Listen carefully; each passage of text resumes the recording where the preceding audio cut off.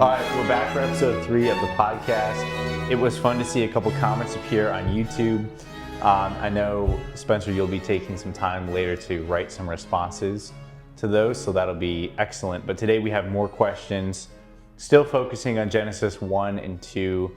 Kind of want to exhaust all the questions that we could imagine about Adam and Eve in Genesis 1 and 2 before we move on. So I want to go right to my first question, Spencer, and it's going to build a little bit off what we talked about last time, this idea of innocence. And there was a particular question about innocence and its relation to our understanding of sin and children in Adam and Eve. That kind of occurred to me as I've been thinking about our discussions recently. So I want to pose this question to you. I'm going to read it the way I wrote it down, and then I'd love to get your thoughts, and we'll go from there. So most Christian traditions believe that children who die go to heaven, right? Even though they sin and disobey. They're often considered innocent because they lack full knowledge of evil and the capacity for a fully willful choice. Why isn't that same reasoning applied to Adam and Eve?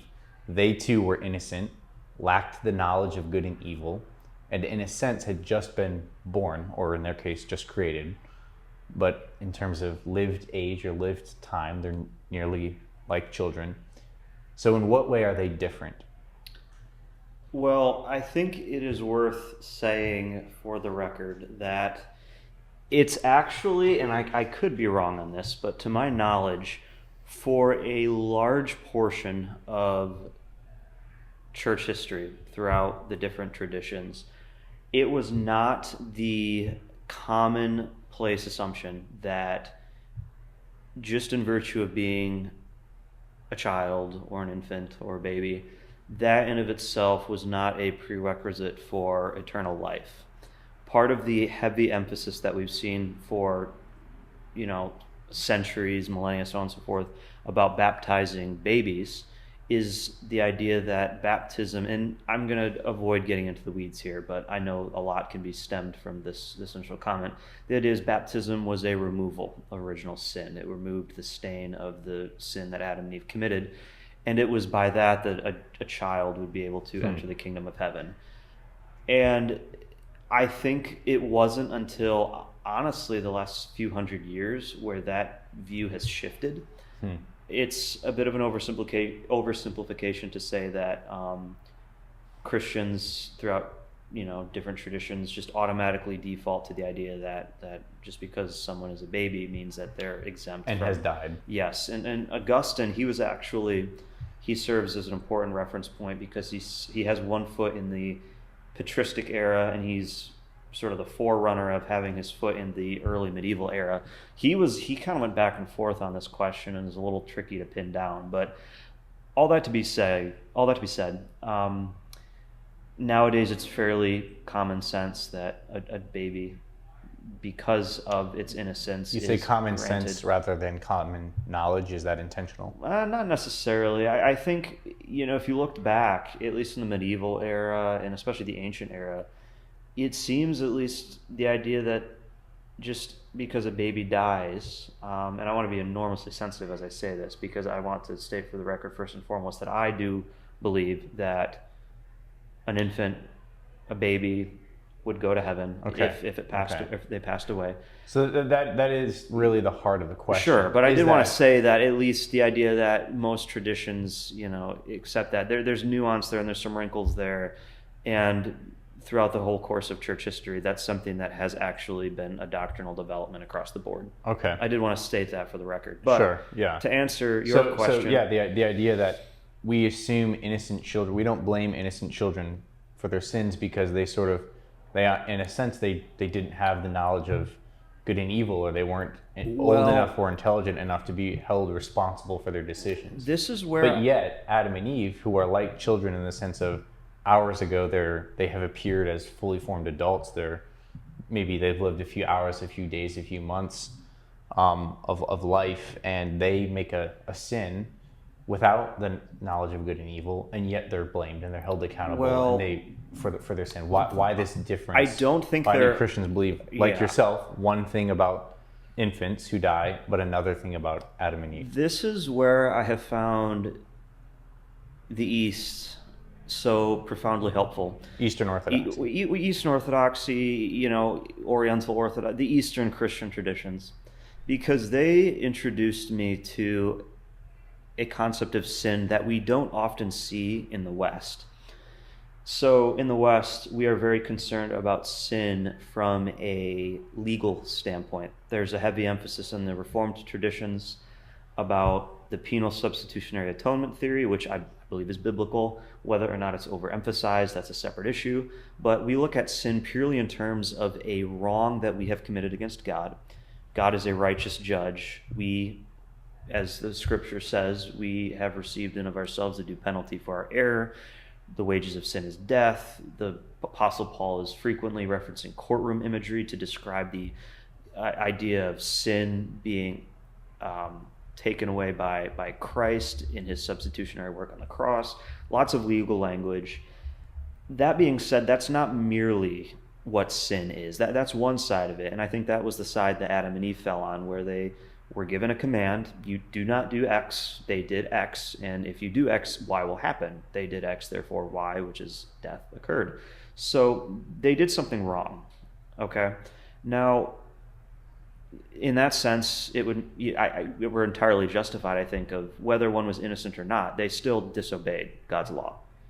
Where in the timeline that innocence, quote unquote, I'm using my fingers to do quote unquote, was lost, that's a separate issue. But the reality is there was a command given by God. Yes. They disobeyed that command. Right. Therefore, they deserved the But punishment. couldn't you say the same thing about children? No, well, commands are given by parents. Commands are given by authority figures in their life. Or you could even say that everyone is born with the moral law of human nature, commands from God programmed into us. This is where... And we would say a 10, 11, 12-year-old who may have lived longer than Adam and Eve before they sinned is violating and disobeying the authority that comes from God via the law of human nature programmed into. This is where the parents. East... And yet we're saying Adam and Eve, they should be held accountable for their sin, but not children. Right. Well, this is where the East is helpful, because the second sense in which sin is often not as fully fleshed out in the Reformed traditions is sin is a sickness.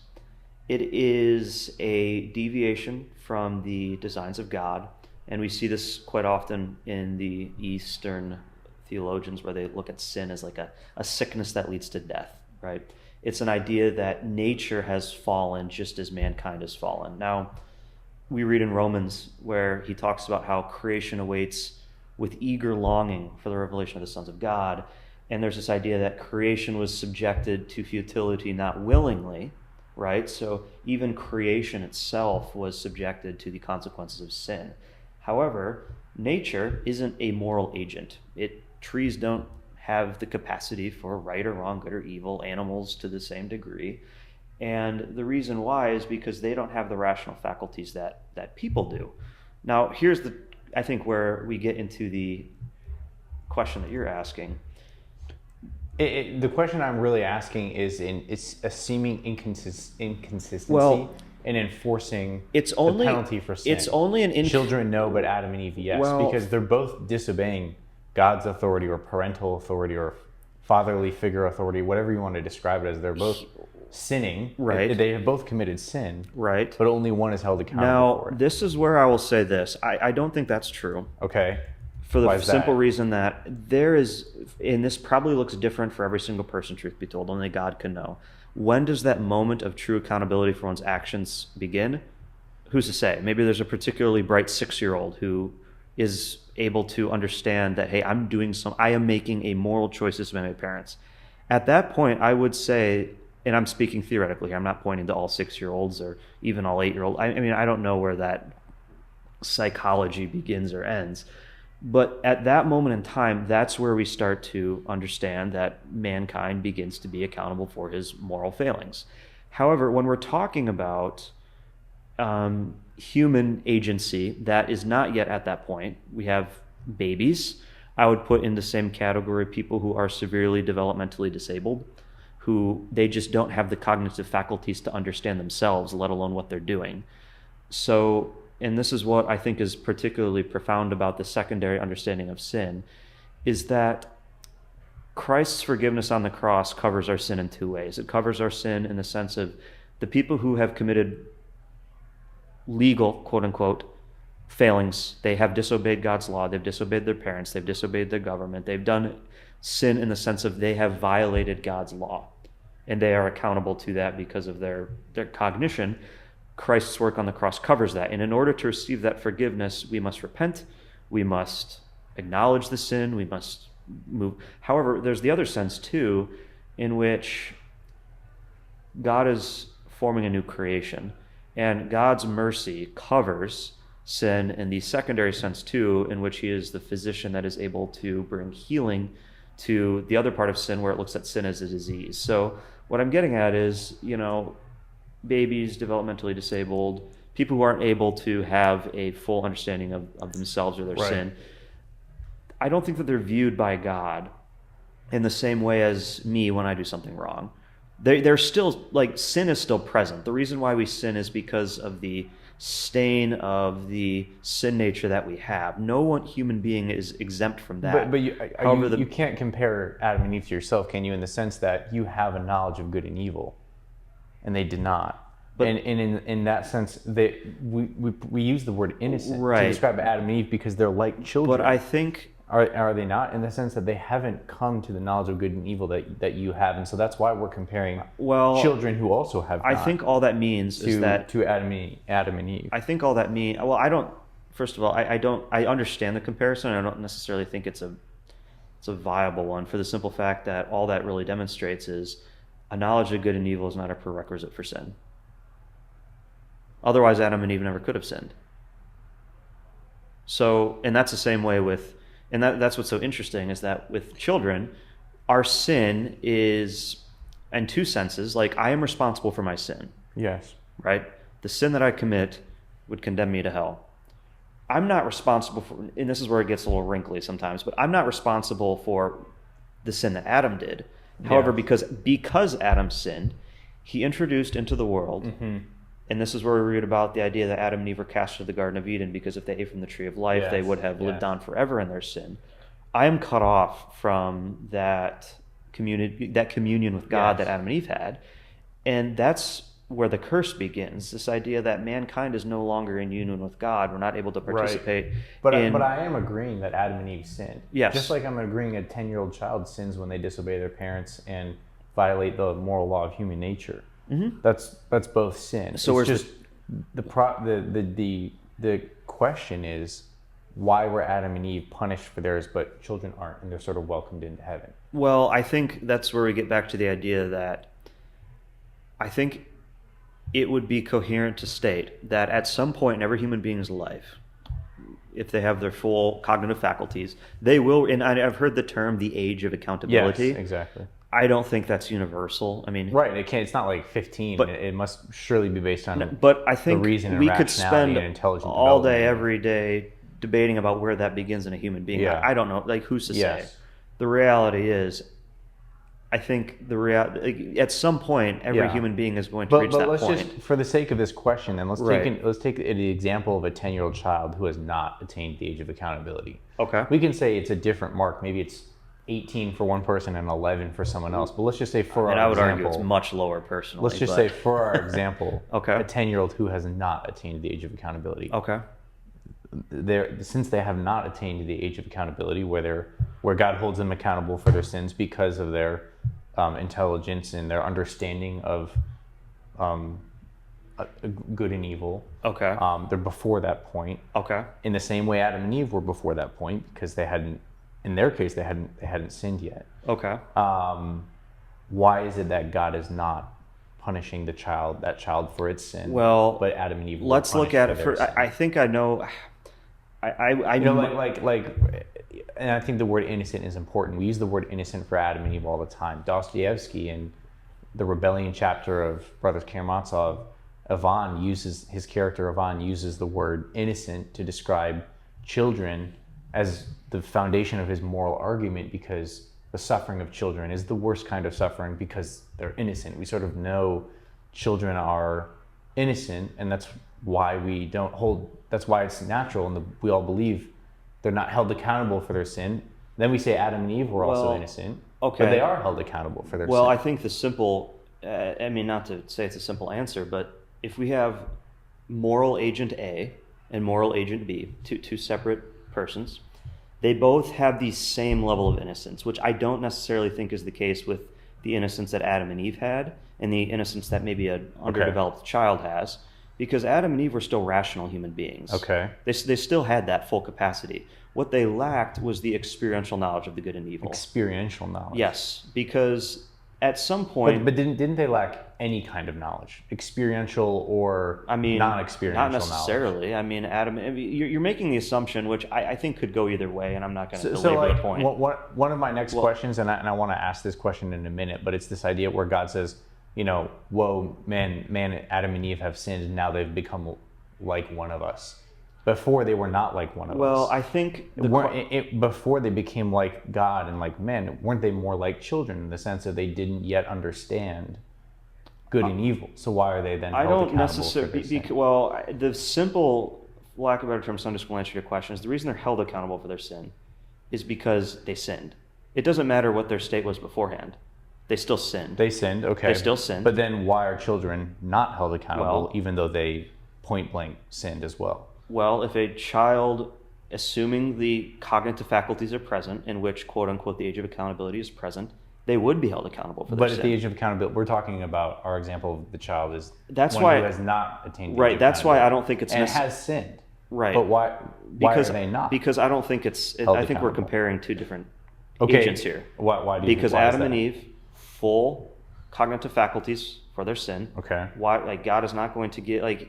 God told them, he said, hey, don't do this. Don't eat of the tree, or this will happen. Yes. So God clearly was like, okay, you guys are accountable to this particular rule. So the distinction you're making is developed reasoning capacity. Right. Like Adam and Eve, adult mind capable of reason, even if it doesn't understand or have any knowledge of good and evil.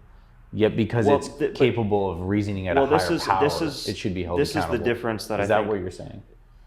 You're almost there. The full-fleshed answer is Adam and Eve were of the capacity for accountability, right? The potential for accountability was there because God created them and gave them a command that they were expected to obey, and however long they did or didn't obey it is... I think you are also making the assumption, which I don't think we could say one way or another, is that Adam and Eve were minutes old before they sinned. Well, that's who's to say. Even if it was 10 years but I don't or think, 50 years, but they still hadn't attained the knowledge. Right, but I don't look at... But they wouldn't have had an innocence. They wouldn't have had an innocence in the sense of God gave them a command. He held them accountable. They disobeyed, and therefore they were accountable for their sin that God gave them to obey. God wasn't going to give them a command that they weren't capable of obeying. Those facts make sense to me, but it just seems like those facts could also describe a 10-year-old who hasn't achieved the age of accountability, but has a different outcome. That's the part I'm still not understanding. In one sense, I think it would apply to if there's a 10-year-old child, and this is me, for lack of a better illustration, if a parent tells a 10-year-old child, don't hit your sister or you're going to be punished. The child hits his sister. Yes. He's going to be punished. By the parent, but not by God. Well, that's where we have to be careful of who are you or I to say where that age of accountability starts. Well, but for example, we've admitted already that this is a child who has not attained the age of accountability. Right, but I'm also not saying that I'm not putting a target on when that starts. I know, we don't have to put a target on when it starts, but we know it is different. So just for the sake of our example, this is a 10-year-old child who has not attained the age of accountability, and they're not being punished by God for their sin. Right. Well, I think you're answering your own question. If an agent, an agent being a person, has not reached the age of accountability, whether because of a developmental delay in the sense of they're a baby that's literally been born 10 minutes ago, or they're a profoundly disabled adult, then their capacity to sin in the legal sense is, I would argue they can't. Okay. Now, what that doesn't mean, and this is important, what that doesn't mean is that they're given a free pass. The way that Christ's mercy on the cross extends to these particular type of persons, right, is that even though they may not be guilty in the sense of, and this is a little controversial, this is just my view here, because I think a lot of people might reach the same conclusion, but they would go about it in different ways. Okay. My understanding of this is, to those who have not reached the quote-unquote age of accountability, die in infancy, developmentally disabled, incapable of understanding these things, so on and so forth, is Christ's mercy extends to them through Christ's death on the cross. And it's still imputed to them, just as they are not able to understand or have the capacity to ask for that forgiveness. I think Christ's mercy extends to that. Okay. Now, that being said, you and I, that we have sinned, at least I've sinned. I won't speak for you. So Christ's mercy, in your opinion, is covering the debt of the 10-year-old who has not achieved the age of accountability, and therefore they're sort of whisked straight up to heaven. Well, I mean, I wouldn't even put an age on it. I would just say the moral agent. Because okay. in the reason... Here's a question I have then.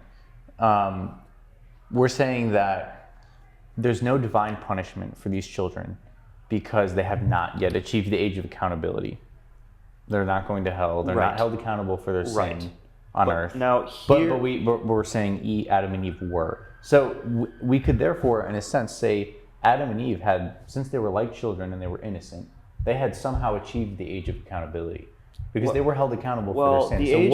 What can you say? What is the age of accountability? And I can't give you. I think what is the idea there? The idea is that a person, and like I said, unless it sounds like a broken record, I can't say, it begins at age 7, so every 7-year-old. But what is it? I think the idea is, at some point in most people's lives, excluding the prior mentioned group, we are capable of understanding that we're given a command. Okay. And I'm making the conscious choice to go against that command. Okay. At that point, and this is where that's why I can't necessarily put a pin in where it's at.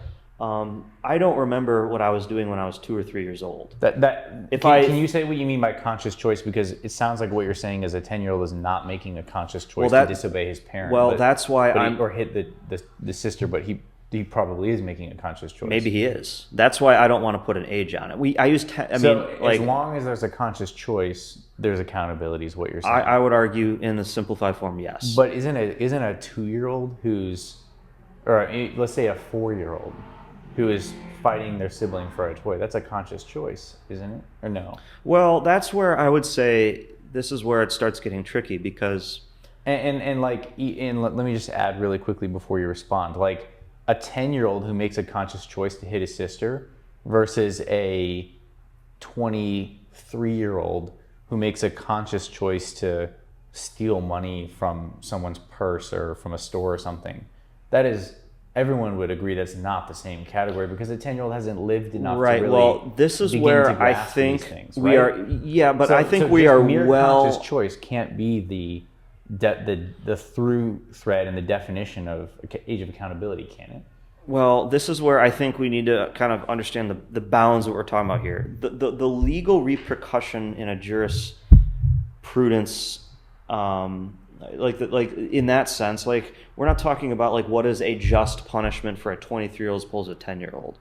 That's why we have all of these debates about at what point is a child tried as an adult or so on and so forth. I think that's sort of besides the point, although it's probably within the same family in terms of how the arguments are discussed.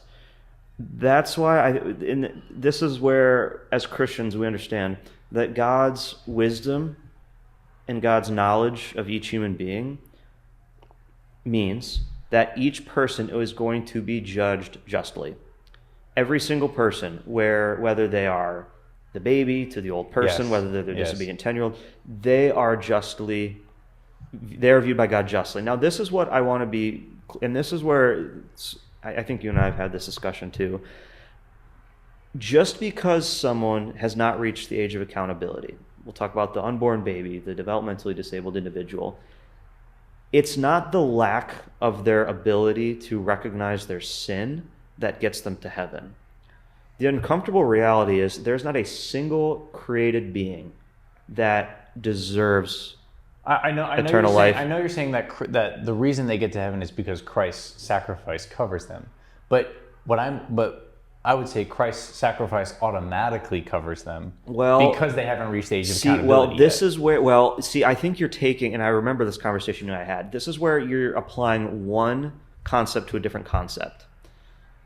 I would argue that the reason why the unborn babies, the people who live their whole lives with severe cognitive deficiencies, the reason why they are granted eternal life is not because they sinned in the legal sense that you and I sinned, because they don't have the age of accountability.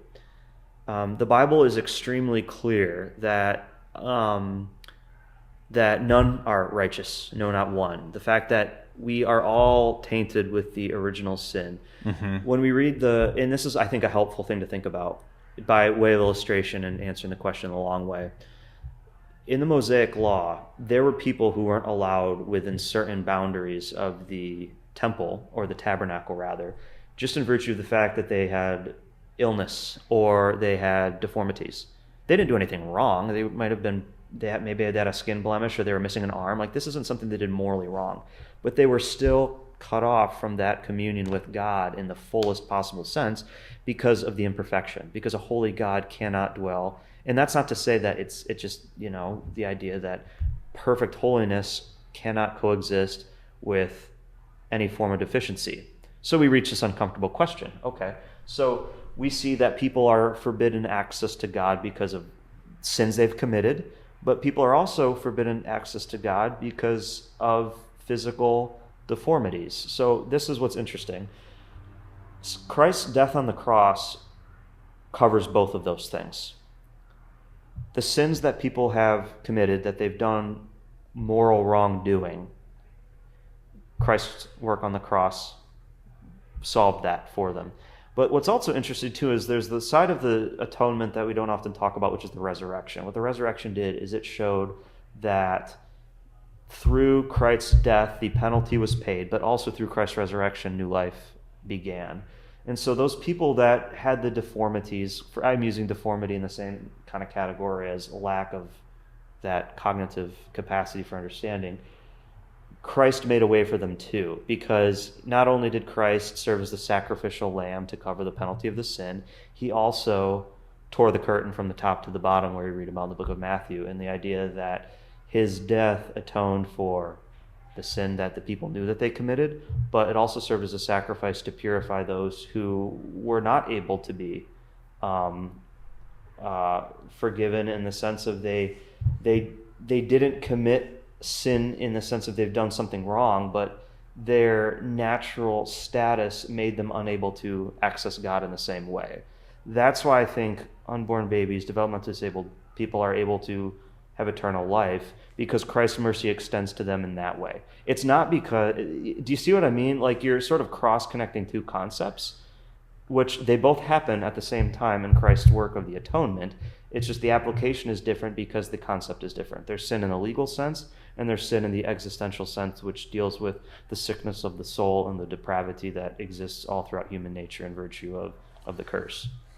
That is interesting. And I do want to go back and agree with your point that ultimately we, as Christians, we trust in God's sovereignty. And we know that if the 10-year-old going to heaven, straight to heaven, and Adam and Eve suffering grave consequence for their sin, we know that those are just and right decisions. We're not questioning that. Right. We're not accusing God of anything here. We're just trying. I don't think we ever were. Yeah. I'm just saying it out loud. We're just trying to understand. I think the seeming inconsistency. Well, and even if it's inconsistent, God has that right. I mean, I'm just trying to understand perhaps why that may be so. Well, I think there's... And it may be that it's not inconsistent. I don't think it's an inconsistency at all. Once again, for the fact that there is sin in the legal sense. The penal substitutionary atonement, which is very prevalent in the Reformed tradition. It's biblical. Like, there's, that's where I would push against the other end of the spectrum, in which I think the Eastern traditions look at sin purely in terms of a disease of the soul, at the expense, I think, of the the very obvious Pauline language that deals with sin in the jurisdictional sense. But at the same time, there's sin in the legal sense, and then there's sin in the fact that it is a sickness, it is a deformity, it is in some cases, a physical manifestation that prevents somebody from being able to sin in the legal sense. Just like people before the time of Christ, like we read about, like Christ's ministry, for example. So we see this in the Gospels. Lack of rationality should almost be viewed as like this disability and this inability that God's mercy reaches down to and pulls up. Is Well, that kind of what you're saying? in a sense, like I think about the Gospels where Christ forgave people. Like look at it this way. This is, I think, probably one of the best ways to look at it. In that kind of covers both spectrums. There was the man who was born blind, and Jesus, heals him, and he, is posed the question: Did this man sin? Did his parents' sin cause this to happen, or was it his own sin? And the way that Christ answered is so interesting. He says it's that the glory of God might be shown through what this person experienced. So he's essentially saying this idea like, okay, this man has a deformity. By the laws of Moses, he would not have been able to have access to the temple in the same way as a fully healthy human being would have had. Now, he still sinned. Like, his sin still needs to be dealt with. We read about in another place where Jesus approaches the man who was lame, and he says, "My son, your sins are forgiven." Where at first you're like, okay, his sins are forgiven, but the man can't walk. Like, he can't physically get up. But we see that Christ heals both. He heals the sin that we all have, but he also heals the weaknesses of the body and the weaknesses of the soul. I think that's what's interesting too. And I'm still very inchoate, very underdeveloped in my understanding of this, but I do think the idea is clear from Scripture that I want to sound like a broken record here.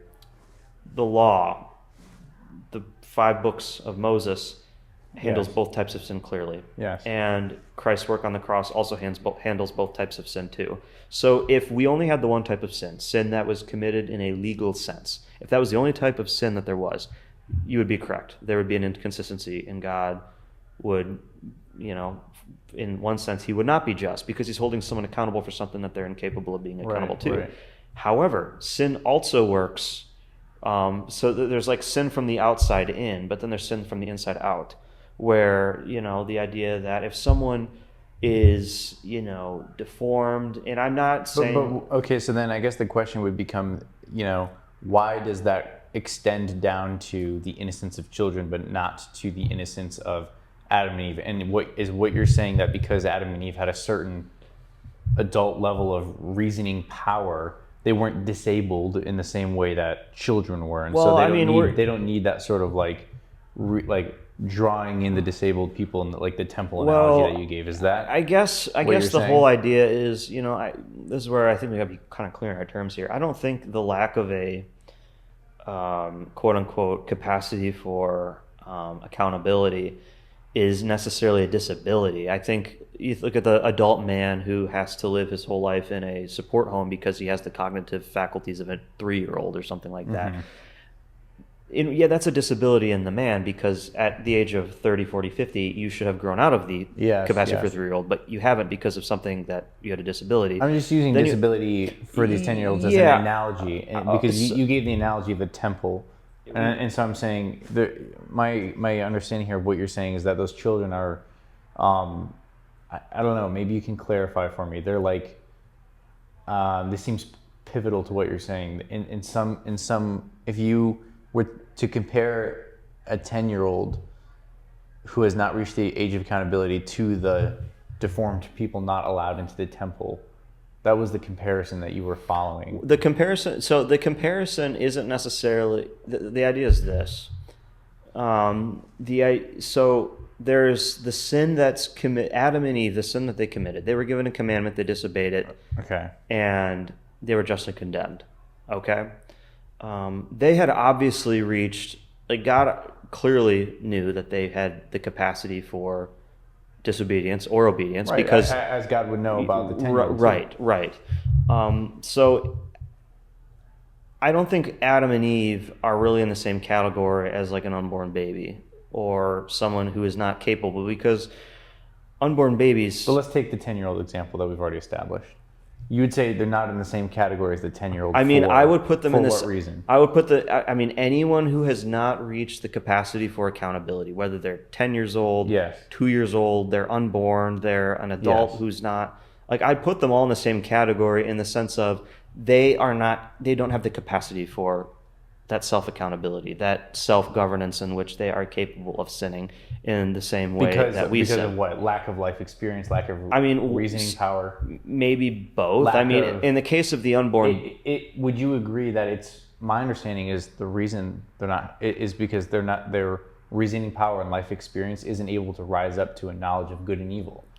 Which we could say is like a full understanding of the moral imperative we have to do right, whether from God or from natural law. The reality is Adam and Eve... But Adam and Eve also didn't have that. Well, that's my whole point. It's not one's life experience. It's not one's... because like Adam and Eve, you don't have to have the knowledge of good and evil to sin. Yes. Adam and Eve didn't have that. Right. But they were still able to sin. And I think the reason they were able to sin was ultimately for the same reason why... the devil was able to sin. The first fallen quote-unquote creature. He didn't have a sin nature either. And in one very real sense, he may have had a greater capacity for understanding the scope of creation than Adam and Eve did. Yes. The reality is, like, as soon as a person is capable of consciously turning away from what they know is the right thing to do towards the wrong thing to do, that's when one is accountable to the legal demands. So you're going back to consciously. So maybe it's really getting to this understanding of like Adam and Eve as adult individuals, you're right, they didn't need the knowledge of good and evil to sin. Nope. But that's because right, I agree. Their action was a sin. Right. But we would like not blame them for it because they didn't have the knowledge of evil. Like the action was a sin. We may not want to blame them, but God sure did. Here. He seemed to think that what they did was worth expelling them out of the garden and cutting them off from eternal communion with Him. So that's the question. But I'm just wondering why. Because He doesn't do the same for children. It's just I know I'm asking the same question. I suppose for lack of time, or for sake of time, we may have to move on. But I just want to reiterate. Okay. The with God's. Can you summarize in 90 seconds? Your So my answer is this: the capacity for sin is what ultimately makes one justifiably condemned for the sins that they've committed. If you know something is wrong and you choose to go against it anyhow because you have pride or you want something else, like any sin that we commit, if it's a conscious choice that we have made, we are justly condemned by God for that sin, whether or not we had prior knowledge of good and evil, what would happen. Like, we need to be consistent with the sin that Adam and Eve committed and the sin that we committed. However, there's also the sin that exists because of the curse that God put on the earth because of Adam and Eve's sin. Like, He condemned Adam and Eve specifically, but He also said the ground will produce thistles. Mm-hmm. And the idea being that there is sin that deforms and rots creation, and that sin extends not just to our spiritual capacities, which I would be I have a dichotomous anthropology. I believe in the soul body composite. It also infects the body as well. And for those who haven't grown physically into the capacity to make those conscious choices towards sin, whether because of the fact that they're babies and they don't have that, or because they have been infected by a deformity. So maybe what you're saying is conscious disobedience. It's regardless of whether you understand the knowledge of good or evil. It's fully self-conscious disobedience is what it's coming down to, and we're saying children don't have that. Yes, and where that line stops, we cannot say. Interesting. That actually is interesting, because we might therefore be able to conclude that Adam and Eve must have had some level of lived experience or built-in high-level intelligence, because if Adam and Eve sort of were created and a week later the devil appeared, they've had a week to adjust to existence itself, versus if they had been there for several years and they've kind of gone through it and they've implemented their reason in many ways and sort of refined it and figured out what their hand does and where the river goes and how to build something that would they had to grow up in a sense to get to that point a little bit, unless they were superhumans the second they were created. I don't think they would have been. For lack of a better term, we're able to infer something from that conclusion we're able to infer a level of intelligence that Adam and Eve necessarily would have had to have Right. to meet the criteria of fully self-conscious. Right. But I don't think that was choice. like superhuman, or I mean, if anything, like it would have been I mean, the same that we had. I'm saying I use the word superhuman to describe that Adam and Eve, if they made that sin quickly, they were born with a very high level of intelligence. They didn't really have to learn anything, Well, get experiences in order to get to that threshold of like fully self-consciously disobeying. this is where Does I that would make sense? yes, this is where I would take, for the sake of not overextending what we know, because Adam and Eve sinned, I sinned, right? I have, like, theoretically, in terms of years, let's just say if Adam and Eve were only in the garden for a year or a day, I don't think it matters. I'm still undecided as to the mode of Adam and Eve's We creation. are slightly changing topics now because I'm saying it matters because I'm saying the length of time they were in the garden matters because to get to fully self-conscious and therefore held accountable for your actions, I think Adam and Eve would have had to figure out how to run, how to sing, how to build, how to like do some things in order to get to that point where their action is being like if they're there for a day, a single day. So let's, it doesn't seem like they would have really been able to get to Well, that fully self-conscious. They had to be, it's like I mean, God, I think God might have had to teach them a couple things. I think you're making an assumption, and this is where honestly, like, for as much criticism as I levy towards young Earth creationism, they would view the idea that Adam and Eve were created with this inbuilt capacity for intelligence. Yes. So whether they were there for 30 seconds, 30 days, 30 years, I think is almost irrelevant. I agree that they would have been built with that they would have been created with inbuilt intelligence, but I wonder if it would have been like Frank, like the monster in Frankenstein, where he had inbuilt intelligence, but he also had to learn a couple things. I mean, that's you know what I mean? right, but the knowledge a priori or knowledge a posteriori, right? Where he sort of observes that family for a long time, and he can think, and he has an adult mind and the physical athleticism of an adult, but he still has to like get some experiences before he makes choices of consequence. He doesn't just start killing people right away. Well, I mean, if we want to look at the minimalist view of, Adam and Eve were put in the garden, and God said, "Hey, tend to the garden."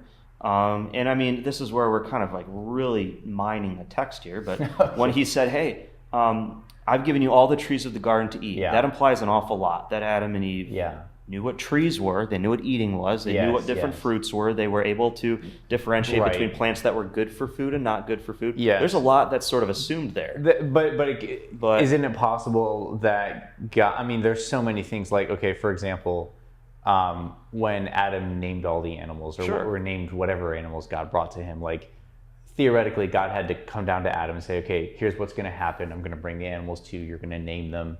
Like, there's interaction that's happening that's obviously implied to lead up to that moment in that point in time. In the same way that for Adam to know what a tree was, maybe God taught him what a tree was. Maybe God showed him what a tree was. Maybe, I just think Adam and Eve would have had to. I mean, we are going in a new direction, but this is interesting. It's coming out of our conversation. I'm inferring that I think Adam and Eve would have had to be there for a certain amount of time in order to get to fully self-conscious choice to reject what God said, right? Well, because I don't think that's necessarily true for two reasons. Okay. First of all, it very much is possible, and I'm somewhat undecided on the mode of Adam and Eve's creation. I think that's a separate question. Okay. But let's just use for sake of argument here, let's just say that Adam and Eve at one point in time did not exist. The next moment they were fully conscious, intelligent beings. Yes, okay. And I think it matters that they were created presumably as adults. I mean, if you read the young Earth creationist view of, Adam was literally a pile of dirt. God exhaled his spirit into him. And the fact that Adam and Eve were creating God's image, I think implies that Adam and Eve, just like us, would have had like the capacity for knowledge. Now, there's knowledge a posteriori, and then there's knowledge a priori. I think you are somehow assuming. The question is, were they a computer program that just already knew everything? Like, did they already have like tree and all this stuff is just like built into I think them? you're making the assumption or that do they Adam have and to Eve would learn have some things. Well, I you mean, know? in the same way we have to learn some things. Yeah, but I think yeah. you're making the assumption that Adam and Eve would have had to undergo some sort of knowledge a posteriori type process, and that in of itself somehow made it possible. I don't think that's the case. Okay, maybe here's an analogy that just popped into my mind. You visit you go to like a bed and breakfast, or maybe you visit let's say you go to a cousin you haven't seen in a while, and it's like the aunt or the hostess of the bed and breakfast is like kind of giving you the tour. Okay, here's where the blankets are, here's where breakfast will be in the morning, you kind of like are given the rundown before you then now go enter into the space and choose kind of your own things. Okay, I'm going to put my backpack here. I'm going to I can make a choice about where to put my shoes. What do I want to have breakfast here? Do I want to go somewhere myself? You kind of get the explanation, you get the overview, you get the rundown, and then you go and you sort of make your choices. So the question is, were Adam and Eve just born with just a knowledge of everything? I know where the border of the garden is. I've got it all mapped out in my head. I would say I know how trees work. I know how to plant. I know all these things. Or did God have to like walk them through a little bit of that? You know? I think it's certainly possible that they would have had been taught by God in some sense. But Okay. I also think too, if we're going to use analogies, as imperfect as they are. I just want to add one more thing to what I said. It's not just that they had to learn facts and data. To me, it's also that they had to like live a little and get some level of experience. Like I still fail to see why if they were created and then walked out, and God's like, don't eat that tree, and then he goes up to heaven, and then they just walk up to the tree and they're like, well, maybe not, and they just sort of take the fruit and eat it. It doesn't seem the same versus like, we've talked about a couple of episodes ago that idea that God would come down and walk in the garden with Adam and Eve, and there seems to be some expectation of that, like Adam and Eve had the ability to go and hide because they knew God was going to come down and walk. So there's like some regularity to it. It's like, there's just this idea that if Adam and Eve had to get to a point of fully self-conscious knowledge in order to be held accountable, there are these expectations of walks in the garden with God. There just seem to be these different implications that there has to be a little bit of lived experience in order to make your own choices. You kind of have to like. But you're also applying, and you're sort of assuming a tension that I don't think is necessarily there. If we're going to use analogies, like if I get a new job at an office, and I go in the office, and they're, like you said, giving me the rundown, like, oh, the coffee's here. Yeah. This is what time your break is at. Yeah. I don't have to be taught, oh, by the way, like, this is what coffee is. This is how you use a coffee maker. Yes. I don't have to get the granular explanation. I just know what those things are because I'm 28 years old and I've used coffee. Okay, so that's I think what you're getting at. Yeah, Adam and Eve, you have to get a feel for the place before you can start to make meaningful choices in the place. Okay, but that's where I think you're assuming the idea. Okay, just in the same way that the monster in Frankenstein wasn't just immediately bad. He wasn't immediately demanding that Victor create a spouse for him. He wasn't immediately murdering people. He had to go out and do a couple things. So why do you think it is necessary that Adam and Eve had a certain amount of lived experience in order for them to have sinned? Because I'm not saying in order to sin. I'm saying in order to be held accountable for their sin. But because you defined that as fully self-conscious choice. And I'm saying in order to get to fully self-conscious choices. So they had to have some level of lived experience. The mechanism of what makes someone accountable, I think, is different than what the results are of that. And this is what I mean by that. Right now, I have the capacity for right and wrong. Okay, I'm 28. I have the same cognitive faculties that exist in a 75-year-old man. We both have the same mechanics by which we are able to exercise that cognitive faculty that holds us accountable to our sin. It doesn't matter whether I'm 28 or 78. If there's a huge discrepancy of time between us, we both have the same mechanics that allows us to be capable. So the point I'm making is, I think in one sense, Adam and Eve would have had to learn the lay of the land. Just like if I'm at an office, I need to know where everything's at. Yeah. But you're assuming a certain period of time has to go by, or a certain amount of things have to happen before they're all of a sudden like, oh, now I mean, If Right. they did, I mean, clearly, if God's given them a command, they know what a tree is. They know what the other trees are. Like they clearly have some level of knowledge. Did they learn it, or was it baked in? Because that would I ultimately think that's be what where leads to the time element. The answer to that question is yes, depending on how we understand. Which one? So depending on how, for me, I would say, based on, and this is where I'm going to try and stick with what we know in Scripture, rather than try and extrapolate with what we don't know from Scripture, as tempting as sometimes that is. At the point in which Adam and Eve sinned, they were fully capable of sinning.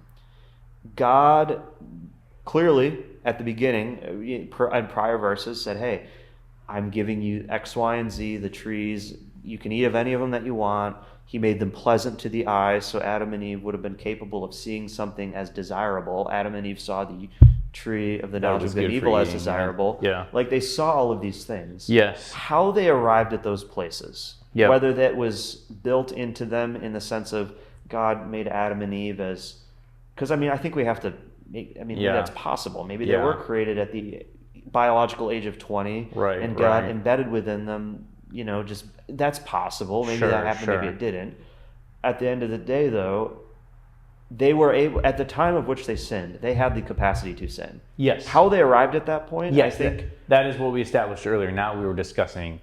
Now the how, I don't think the timeline is honestly relevant. I mean, I actually don't think it's relevant either. I think it's just interesting. I mean, I think that's why I was saying. We can infer. I was saying perhaps we can infer from this threshold of accountability a certain amount of time Adam and Eve would have had to be in the garden. Well, that's where I think you did. At least my understanding was you did think it mattered to some extent, because it seemed based on your language that you were implying that they would not have been capable of having this accountability.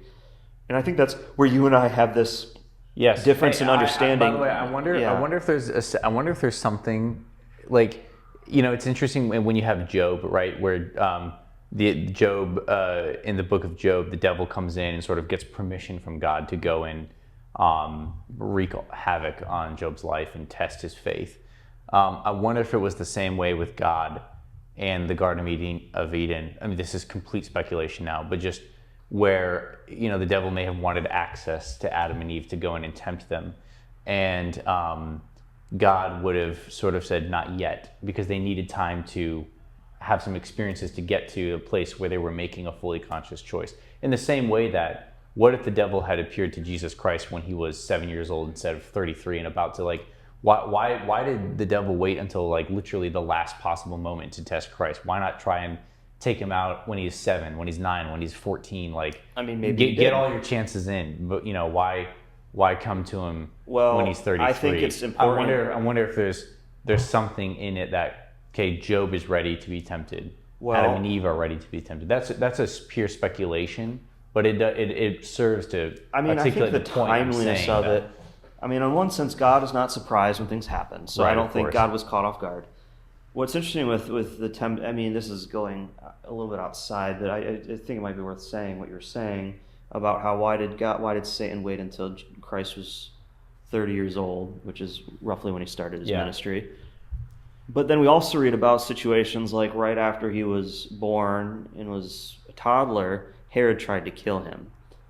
I don't see why that wouldn't have been a mechanism by Satan to try and take out. Interesting. That could have happened, and there's all these other instances. Sure, but that would be Satan working through other people, as opposed to going himself. I think why didn't a demon just, why didn't Satan himself appear right there in Bethlehem?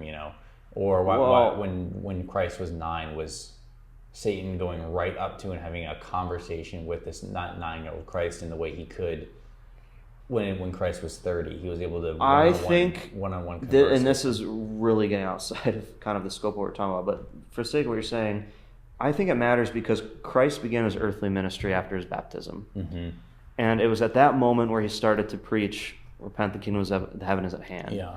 I'm not fully convinced, and this is one of those things we may not know. I'm not fully convinced that Satan or the demons had any idea who Christ was until his baptism. Really? But is that true though? Because until his baptism. Interesting. Okay. And here's the reason I was going to question that is because the demons recognized Christ, but that's after his baptism. Yes, they recognized him for what he was doing. I think there's a very, and this is what's interesting. They recognized the sign of yeah, his and we power. exactly. I think, and like I said, that's a separate question for another time. Yes, it is. But I think the point that you're trying to make is whether or not there was a delay is not the right word. Whether or not there was a time. I don't think it actually matters. I think it's just interesting to be able to, like, part of what we're trying to do here is, are there things that can we like sketch in the history book a little bit? Not wild speculations, but by making rational, logical interpretations of the text. Oh, okay, if the way accountability works is fully conscious choice, yes, and the way we get to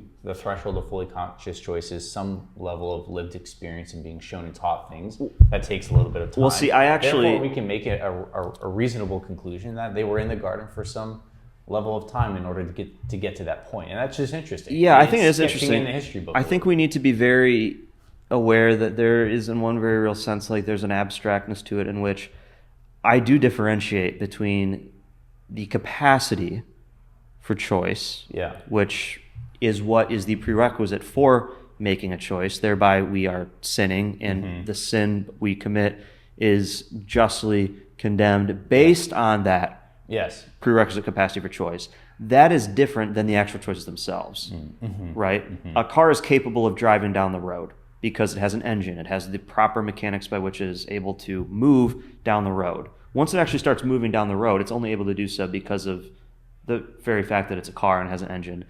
But those two things aren't in themselves the same. So in the same, the actual movement versus the potential for movement. Exactly. So like for Adam and Eve, for example, they fully were clear. I mean, they clearly had the capacity, whether it was 1 hour, 1 day, 100 years, 1,000 years before they actually committed the sin, they clearly had the capacity to make free choices in of themselves. Then this would be the most clear way, because it's interesting to see that 10 minutes after Adam was created, did he have the capacity to be held accountable for his sin? That's the best way of asking the question. I mean, that's could he have gone could he have gone right straight up to the tree, eaten the fruit, like 1 minute after he's given the command, he just goes right up, takes the fruit, eats it?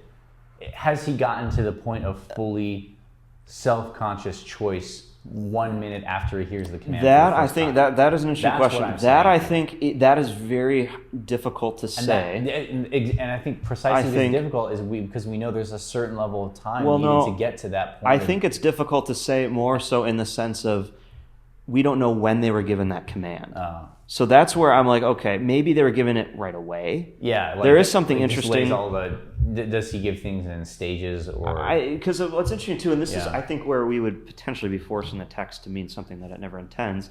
At the very beginning, it says when there had been no tree or brush that had come up because there was no man to work the ground. That's when Adam was created. So maybe the tree of the knowledge of good and evil wasn't planted until. So there's that too. There also does seem to be a finality to like, okay, and finally, he, like, you know, it's like this, like it's the last thing. Yeah, I mean, if we want to use gone through this whole process, and then you're given the one. Yeah, I mean, maybe like thing, you know, if you look at a couple who, you know, they've been married for 20 years, and the man says, "I love you, I love you, I love you," but then he comes upon an opportunity to be unfaithful to his wife. It's in that moment he has to make good on exactly.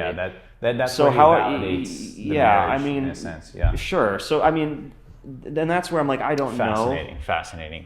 Very interesting. Yeah, that is actually very interesting.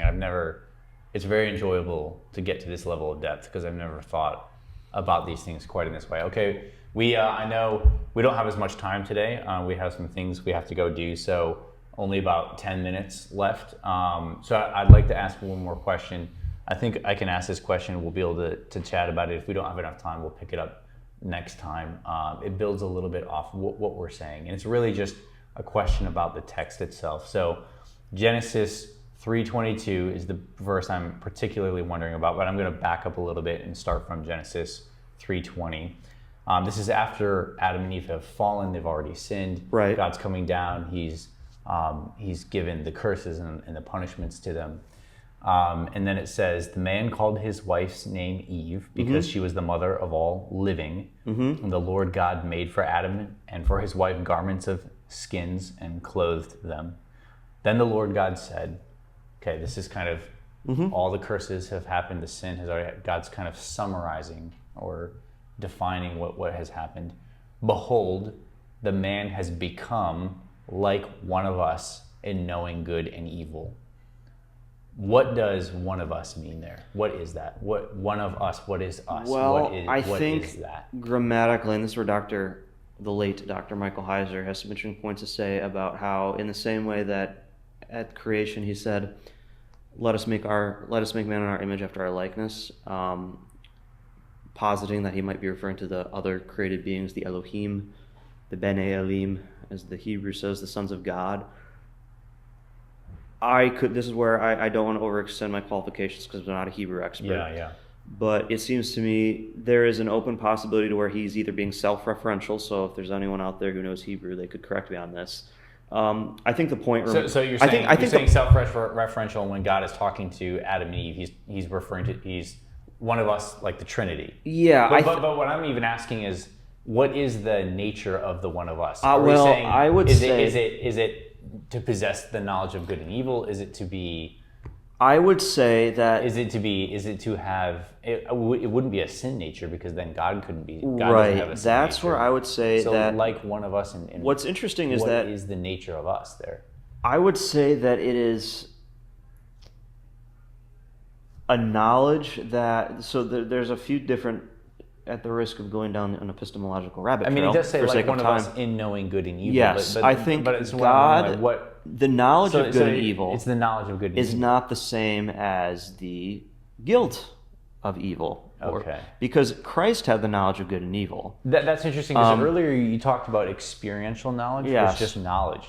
But God doesn't have experiential knowledge of evil. Does he? Well, this is what's interesting. Okay, so we're just saying in terms of like a theology proper, the idea of God the Father, God is the eternal God who has existed for all of eternity, and we've talked about what eternity even means, so on and so forth. If knowledge is purely experiential in the sense of I have to do something in order to know it, right? Because there's a lot of things that Christ never did. He didn't sin. He didn't fornicate. He never got drunk. I mean, presumably, that doesn't mean you know it's wrong. That doesn't mean you don't know that's not wrong. Okay? If we look at knowledge purely in an empirical sense, there's a lot of things we don't know. For example, I've never been to Ethiopia. Does that mean I'm rational to say that there is an Ethiopia? I've never had gorgonzola cheese. I've never smelled gorgonzola cheese. Does that mean I'm rational or irrational to state that it smells bad and that it's a very moldy type of cheese? So I think, for lack of better, I don't want to elaborate the point. Yes. But it is not a limiting factor on God to state that his knowledge is not experiential, because in one sense, God does not do that which he cannot do, to say that God sins, that's like essentially saying 1 + 1 = 3. That's a logical contradiction. Therefore, it's a non-being thing. And that's, honestly, we could talk about that in more detail because there's 1,000 things I could think of right off the top of my head. But so to summarize, the us could be a Trinitarian statement, whether it's or it could be referring to angels. I think it ultimately says the same thing. Whether it's referencing the Trinity, by which God is referencing Father, Son, Spirit, or it's referencing all the other. Yes. I think then the content of it is the knowledge of good and evil, but we've made the distinction that you can come to that knowledge through experience, or you can possess that knowledge without experience. Because here's the thing, and of course, if God has all knowledge, of course he would know. I think part of knowledge is like would that be God's knowledge of potential evil or something? Oh, yeah. See, that's where, yes, and this is where we will have to firmly cut off in a couple of minutes. But that's where I think, for me, I know that if I steal, the consequence is I could potentially get arrested and go to jail. Okay? God knows the consequences of stealing, but he's never stolen. God knows, like, for example, if we really get more... By the way, I mean, just this idea of like a moral law of human nature, the idea that moral intuitions, objective moral intuitions are hard-coded into human beings is almost like God is putting in us the knowledge. We're not being born with that knowledge, right? But that knowledge is being programmed into us by God. And I would say yes. One of the things I want to say here is, again, this is where Paralandra by C.S. Lewis is such a fascinating book, where you have this Adam and Eve figure on another planet and they haven't sinned yet, and the whole trajectory of the book looks like the Adam and Eve figure on that planet are gonna kind of sin in the same way that Adam and Eve on Earth have, but they don't in the end, and they don't sin, and in that moment where they choose not to, it's like they understood what would have been the sort of consequence of that. Maybe that's not quite a correct interpretation of the book, because it might be something more like they just obeyed simply because they knew obedience was right. But either way, in the book, at that point in time where through obedience they validate trust in God, they're then given the knowledge of good and evil, but non-experientially. So the sad part of Adam and Eve is that they gained the knowledge of good and evil in the wrong way, through experience rather than by being given that by God, which is why to read Paralandra is like amazing and also sad in some sense, because it's like a picture of what could have been and what could have spared the world of so much evil. But it also couldn't have, because this is the best possible of all worlds, but that's a completely different idea. So okay, I'm starting to go down a rabbit trail here. So we do have to end early, so a short episode today. You're gonna write a response at some point in the next week, Spencer, to some of the comments that we saw on that video. We really appreciate that comment. Maybe we can even discuss it a little bit next time. So to the person who wrote that comment, thank you very much, and thank you for listening, and hope you continue to listen and continue to comment, and it would be fun to dialogue along as we just keep talking about Genesis and exploring it and thinking about it. Any kind of wrap-up comments to summarize the things we talked about today? I think as long as we understand the difference between the types of sin and the types of accountability, wrestling with that tension is going to arrive in a sort of dialectical sense at the truth, rather than trying holding two things in tension that aren't the same thing. That's probably as clear as mud, but it's, that's my best shot at summary. All right. Well, today I wrote 8 questions, and we only got to 2 of them. Yep. So 25%. Many more things to discuss, as I say every time. So we'll be back next week, Spencer, to keep talking about it, and I look forward to that. Sounds good.